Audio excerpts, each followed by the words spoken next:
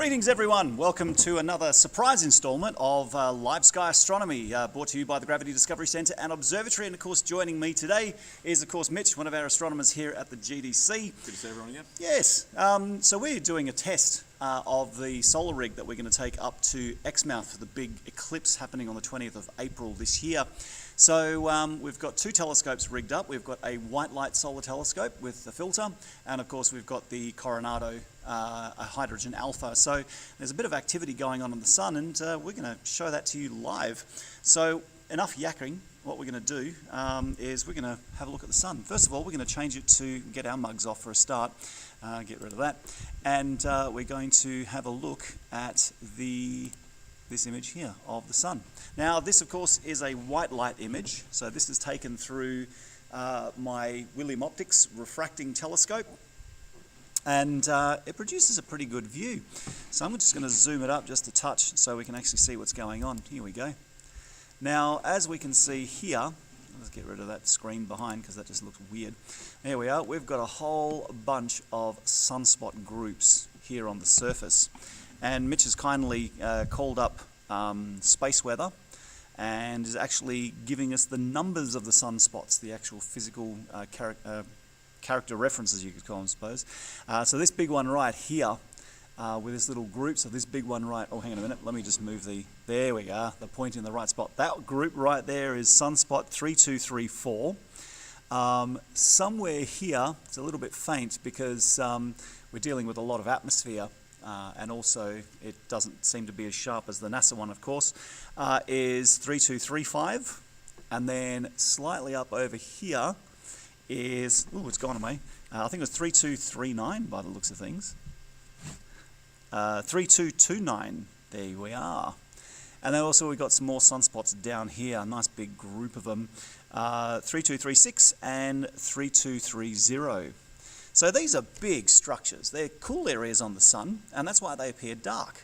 You see, the sun's surface is around 5,500 degrees, and it glows at a peak in the yellow part of the spectrum, and of course it's pretty bright. But these cool spots here are around 3,000 degrees, and of course they're not as bright, and they actually are glowing red. But because they are on the surface of a very, very bright, hot place, the sun, they appear as dark spots. But if you were to pick one up and chuck it into space, then that would actually be glowing a dull red colour. So yeah, if we actually zoom up just a little bit more, we can actually show you some of the structure part of it. Here we go, this is looking all right. There's a bit of wind blowing around too, so sorry about that. But we have the different parts. We have that outer sort of shady area known as the penumbra, and the darker area known as the umbra. And of course these are caused by strong magnetic fields that have become entangled below the surface and have come bursting forth through the surface of the sun and cause these cool spots. Now you can get onto the NASA website, the SOHO website, and actually look at this multispectral wavelength things on the sun, features on the sun, and it is absolutely amazing. You can see magnetic field lines and a whole slew of other things. So it's pretty darn cool. Now, Mitch, I've got to ask you, yep, how big do you reckon these bloody things are? How many Earths do you reckon you can cram into this one right here? In the umbra or penumbra as well? In the just in the umbra. In the just umbra? the umbra. I'm going to say close to 2. I would say if you include the penumbra, inside of it, you could probably squeeze about 5 or 6. Yeah, I concur. If we're going for area. Yeah, it's pretty big nevertheless. So anyway, it's big. So let's zoom out. Tell you what, let's have a look in the hydrogen alpha. So here we go. So this is completely different. This is a different wavelength of light. So what we saw with the first image was the actual surface of the sun, something called the photosphere. And the photo, or photos, is Greek, which means light. So that is the surface of the sun. But what we're showing you now, I'm just going to adjust the contrast and all sorts of things here, just so we can see more of the fantastic images of the Coronado. This shows us the upper layer of the sun called the chromosphere, the colour sphere. So think of it as the upper atmosphere of the sun, or the sun's surface rather. Now the chromosphere is about 10,000 kilometres deep from memory, but we start to see all these other hidden features which are absolutely stunning. So let me just back the saturation off just a touch, kick up the exposure just a tweak, just so we can start seeing a few things a bit better. That looks okay from what I can see. So, unfortunately, the sunspots aren't matched. The camera orientation isn't matched to each telescope, so it's a bit jumbled around. But we can see where all the sunspots are with these white areas, and of course we can see this particular area here that shows us the sunspot cluster is probably that big one. But that white area is known as plage. Plage is French for beach, but of course it's not a beach because yes, you'll get sunburn just like going to the beach, but there's no water to cool you off. You'll just be incinerated. But nevertheless, these are active regions all through here. And you'll notice these little dark streamers down here, one there and one there. They're called filaments. So they're like long, skinny clouds. And of course they appear dark because they're a lot cooler than the actual surface and the actual chromosphere itself. But yes, the white areas are active regions which are hotter, and the darker areas are cooler. And Stuart's just joined us as well. He's one of our, don't shake your head at me, son. So, yeah, you're in on this now. So, so Stuart's come along. He's a radio astronomer. But what can you tell us about the sun and radio spectrum? I'll put you on the spot there. I'll tell you what, I'll give you 10 seconds to think about it. That's okay. It's all good. We won't put you on the spot like that. 21 centimetre emissions? Yeah. That'll do.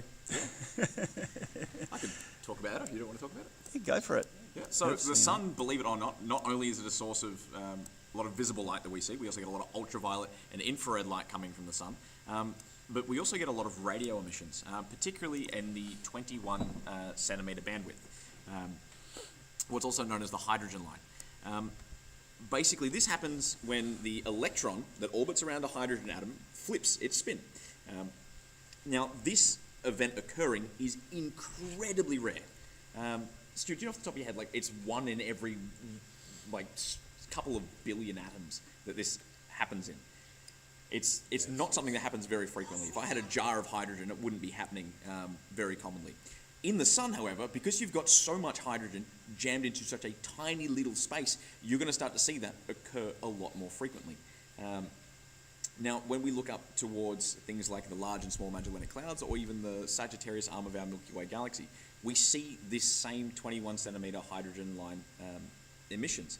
Again, this is just all of the vast clouds of hydrogen and these star-forming regions present all throughout of our galaxy. So not only are we looking at the sun today in white light, we've also got it in this hydrogen alpha emission that we're seeing here through the Coronado as well. So when we're looking through the Coronado, we're basically shaving off 99.999997% of all of the light coming from the sun to a very specific wavelength. And that band pass is about 12 angstroms wide, so a very, very, very, very narrow amount of light we're letting in. And shaving away all of that excess light allows us to look exclusively at that chromosphere, the upper level of the sun. So when we look at the white light image, we're almost effectively looking through an entire layer of the sun. Cool. All right, yeah. For those of you who don't know what the sun is, let's start from the basics. So we're going to start talking from angstroms and all that now down to the most basic nuts and bolts of the star. Our sun is a star, and it's a star that's close, very close. In fact, it's the closest star to our planet. So our sun is a giant ball of thermonuclear reaction. It has a natural thermonuclear reactor at its center, which generates a tremendous amount of energy in the form of gamma ray photons. And it provides enough light and heat for life to flourish on this little ball of mud we call home. Now, the center of our sun, where the nuclear reactions take place, is got tremendous heat, tremendous pressure, and this enables the most basic atoms, hydrogen atoms, to overcome their natural repulsion and stick together, to fuse together, to form the heavier element of helium. That's the same stuff you get in party balloons and suck it back and talk like Bart Simpson, you're the life of the party. But nevertheless, it's through that fusion reaction that energy is liberated in the form of a gamma ray photon. Other products are sent out, like neutrinos, for example, which are small subatomic particles that don't interact with anything. In fact, right now, as you're sitting there watching us, in fact, even us included, you've got something in the order of about 10 billion neutrinos passing through your body every second, and the area is about the size of your thumbnail. So yes, there's a lot of neutrinos pouring out. I always bring this up, and I'll probably never stop, but if anyone's seen that god-awful movie 2012, where for some reason or another, 4.6 billion years later, the sun's neutrino outflow decides to change, and now suddenly it reacts with the Earth's core and causes all sorts of geological instability, and mayhem and destruction ensue. And of course, it's a very bad movie, and there's a couple of hours of your life you'll never get back. So, nevertheless, yes, the sun fuses hydrogen to helium at a rate of 600 million tons every second. So it's quite a substantial reaction, but yet when we compare our sun to other stars, our sun is classified as a dwarf star, meaning it's small. It's good, because if we had a giant star, we certainly wouldn't have the longevity of our sun. Our sun has a total lifespan of about 10 billion years. And the thing that defines a star, its temperature, its size, its lifespan, is its mass. The more massive the star, the shorter its lifespan and the hotter it burns. So high mass stars like Rigel and the stars of the Belt of Orion and Betelgeuse go by a motto: live fast, die young, go out with a bang. And of course, our sun will not go out with a bang. It'll sort of go out with a bit of a puff, and that's it.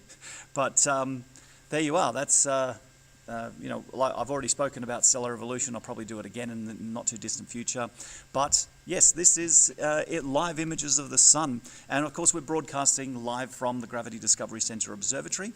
Beautiful. We've got a question here from Christy Jan. Hi Rick, are we going to get a big solar flare as predicted? Well, funny you mentioned that. If we jump back to our white light image. Yep, here we go. There is sunspot 3234. That's that big sucker there on the left-hand side. Yep. That there is predicted to have enough energy stored within it for an X-class solar flare. Ooh, nice. So a nice big one. Yep, X-class solar flares are the strongest solar flares you can get. And when you start getting X-class flares, that really improves your chances of actually seeing the aurora borealis, the southern lights. And, a lot of people think that, the best place to see the southern lights is at the South Pole, or the northern lights at the North Pole. It's not. It actually creates what's called an auroral oval. So the best place, because it forms around the actual magnetic pole. And it's what it is. Aurora is the interactions of these charged particles that have been sneezed out of the sun. And they interact with the magnetosphere of planet Earth. And through a complex series of particle reversals and the particles travelling back along the field lines, they spiral down into the polar cusps, so around the North Pole and South Pole, and those charged particles then start to ionize the upper level atmosphere. So you see a lot of the really amazing auroral pictures that are green, and that is the ionization of the oxygen, nitrogen in our atmosphere. But rarer still, and you'd see them from higher latitudes like Perth, they turn red.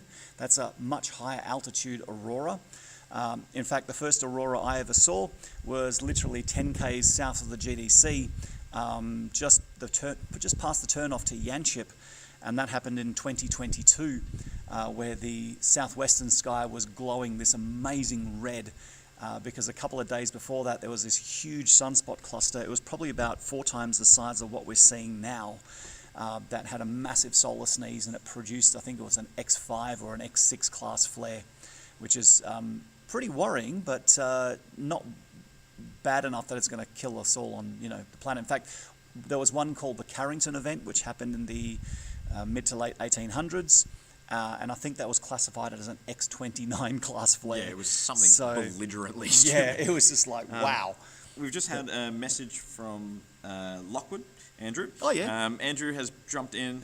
He says 2012 was a masterpiece compared to the only movie starring a geophysicist, The Core, which was even worse. Oh, be gone. But he has come in with some very helpful information. Space weather forecast. There is a coronal mass ejection due to impact Earth February 27th and February 28th. Ooh. road trip. Road trip to Albany. Yeah. What are you up for it, Lockwood? Just let us know. I've got a long-range tank on the Navara.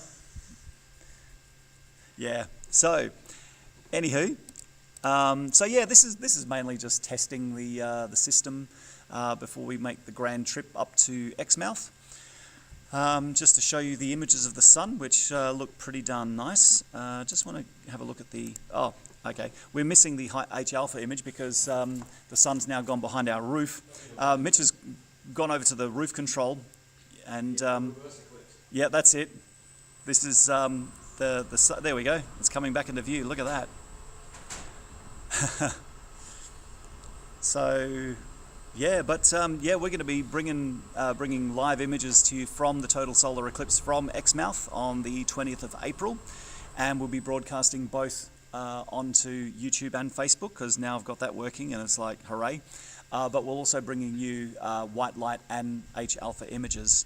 And of course, during totality, the white light image or the white light filter will come off and we'll show you the corona and everything else associated with the solar eclipse, so you won't miss out.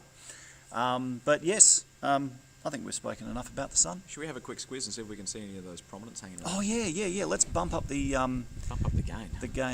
The gain. Let's see, we go.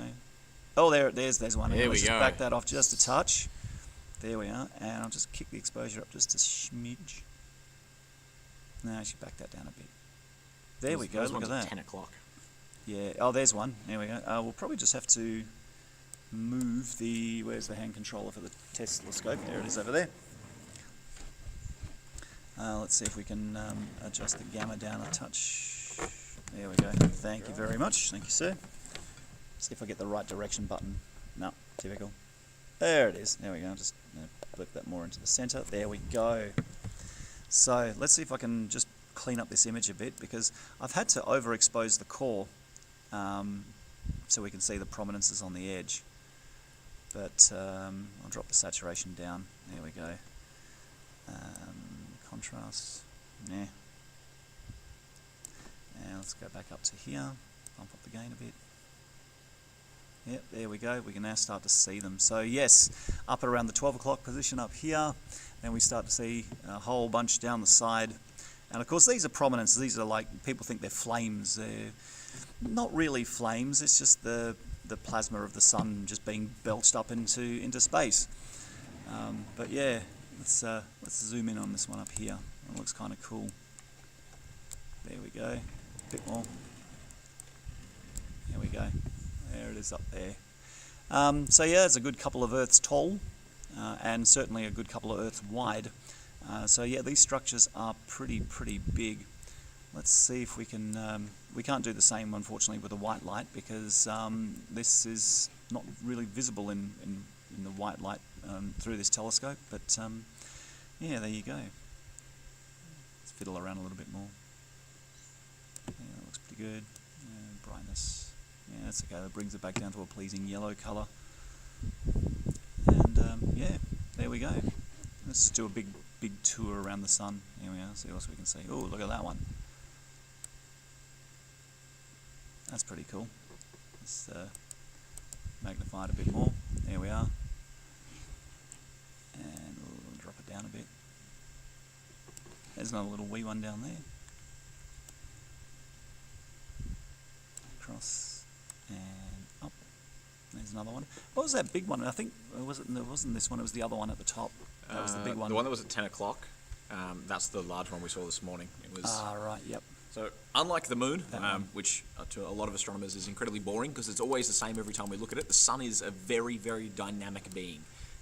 It changes on a hourly basis. So, when I set up our solar telescope here this morning in the observatory to do some tours, so we have some people coming through and having a look through the telescope itself. When I set everything up, there was a solar prominence that was roughly 10 times the size of our planet. Stacked on top of each other. Absolutely massive.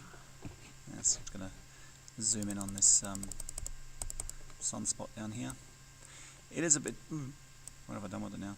There it is. It is a bit crummy, the image, because you know, we're dealing with active atmospheric turbulence and every now and then it snaps into focus, but that shimmering is not the sun, it's our atmosphere that's causing it. It's like observing from the bottom of a swimming pool. Everything gets a bit wibbly-wobbly the deeper you get because you're looking through more of that interference layer. But there you go. So, yeah, that's not something you do every day, but indeed, it is quite fascinating to look at our local star and see what's happening on a daily basis. But, here we go. Let's get our mugs back in. Where are we at? There we are. Main camera. That's the one I want. And I've got to turn these ones off. That one and that one. Go away. There we go.